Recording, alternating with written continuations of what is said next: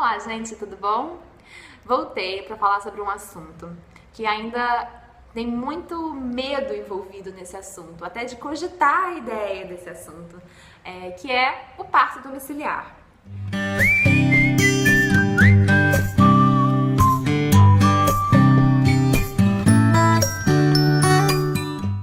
Ainda existe muito julgamento em cima disso, muita falta de formação mesmo por parte das pessoas que fazem esse julgamento e até de você mesmo que até nem pensou, se você está grávida e para você a ideia fixa na cabeça é de ir para o hospital porque a sua família inteira fez isso, né?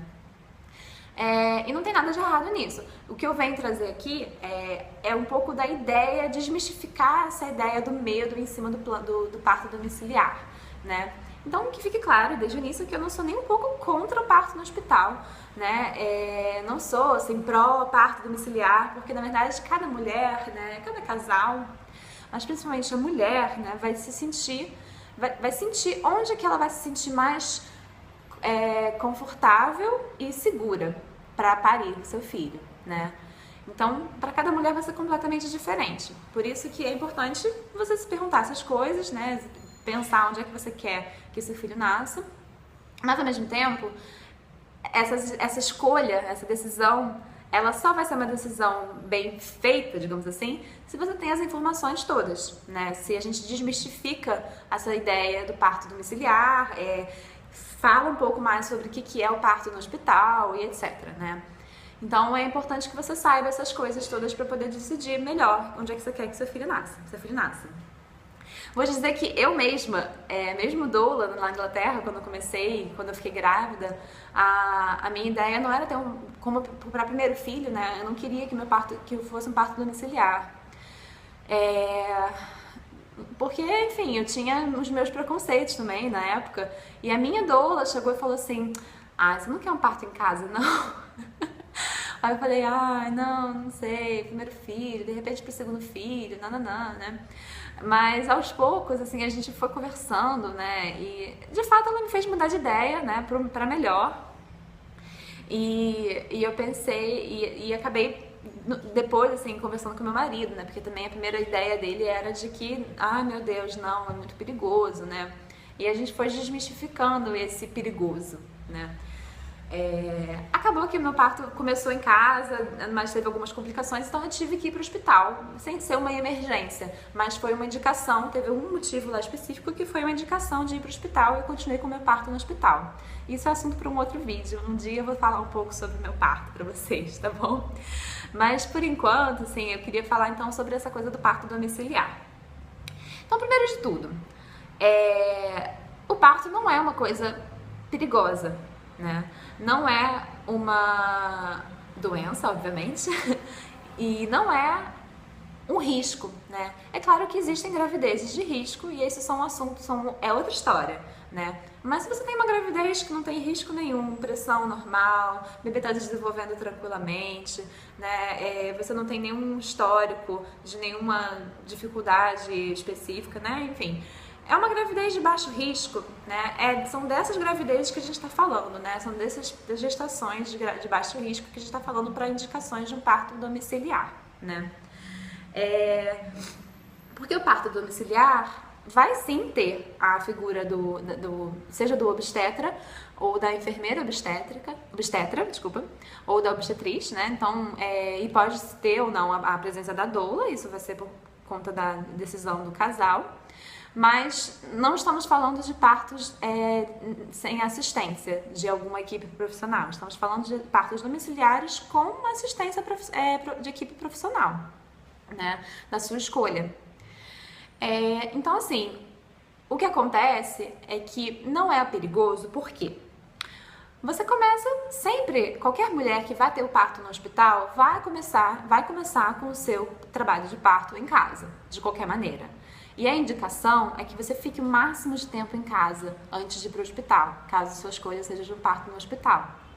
Por quê? Porque em casa é que você vai ter todo o seu aconchego, toda a sua liberdade de fazer o que você bem entender. E isso tudo vai ajudar para aumentar os níveis de oxitocina no seu corpo, para que as contrações comecem a acontecer cada vez mais intensas e mais frequentes, né?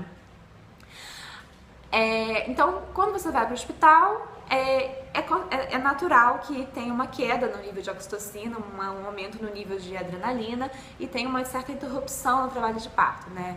Então, isso a gente pode falar em outro vídeo também, mais especificamente. Só que o fato de você ficar em casa depois, né, não é perigo, porque na verdade é exatamente o que você faria no hospital, você faz em casa. No hospital, você estando tudo tranquilo, sem nenhum sinal de que tem algum risco, nada disso, ninguém intervém, né? Na verdade, assim, ninguém deveria intervir, né, na mulher em trabalho de parto, na parturiente, né? Agora, no hospital, as chances de acontecer alguma intervenção é maior, né? Tem gente entrando e saindo da sala, pode ser que isso aconteça, né? E em casa você tem mais a sua privacidade, o seu espaço seu.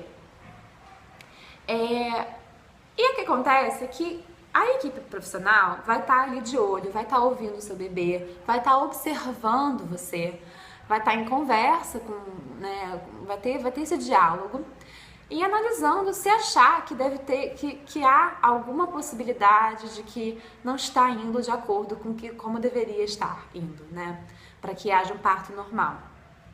Se isso acontece, então eles vão indicar a transferência para o hospital, né? E não é uma transferência de ambulância necessariamente, né? Tipo assim, olha, vamos continuar com o parto no hospital, porque não tá indo de acordo com... não tá indo assim tão naturalmente como a gente gostaria, né?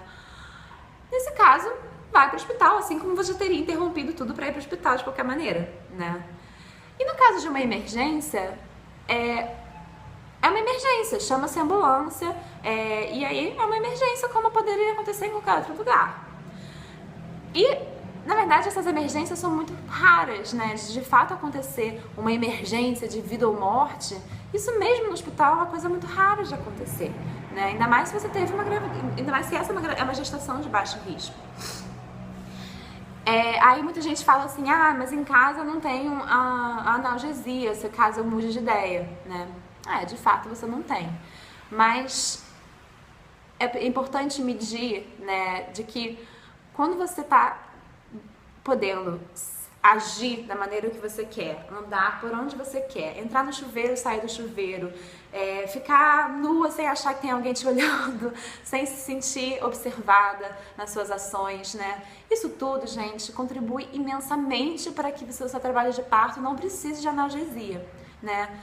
Você pode usar outros métodos de analgesia, assim como você poderia utilizar no hospital também, né? Então você pode usar, se você tiver uma bola suíça, é ótimo para ser usada. Você usar da massagem, se você tiver um marido que sabe fazer massagem, uma doula que possa fazer essa massagem, usar bolsa de água quente, usar pontos de shiatsu, acupuntura, se você tiver alguém que possa fazer, rebozo, tudo isso são maneiras de usar naturalmente mecanismos de lidar com a intensidade do parto, né?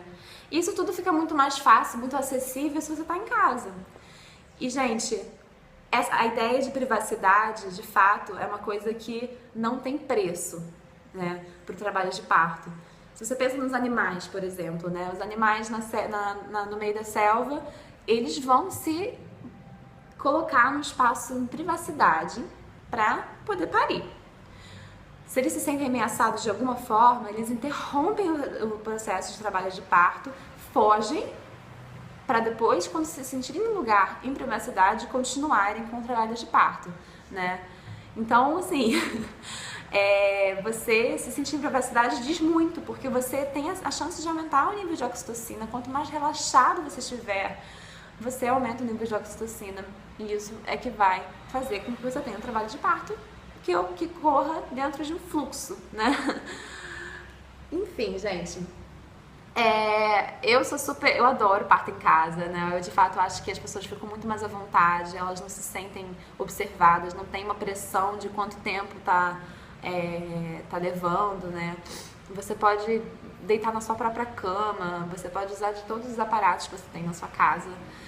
E assim, você pode ter escolhido um parto em casa e de repente você pensar que não tô mais gostando disso aqui, quero ir pro hospital. Você pode fazer isso, né? Não é porque você escolheu ir parto em casa que tem que ir até o final, mesmo que você não esteja gostando, né?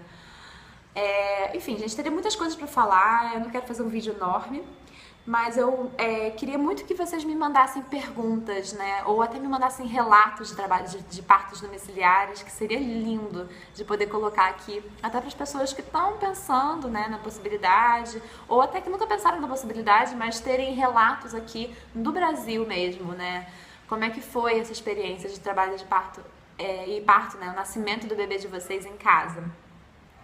Ah, bom, isso sem contar a parte da hora dourada, né? Depois que o bebê nasce, de não ter nenhuma intervenção desnecessária no seu bebê, né?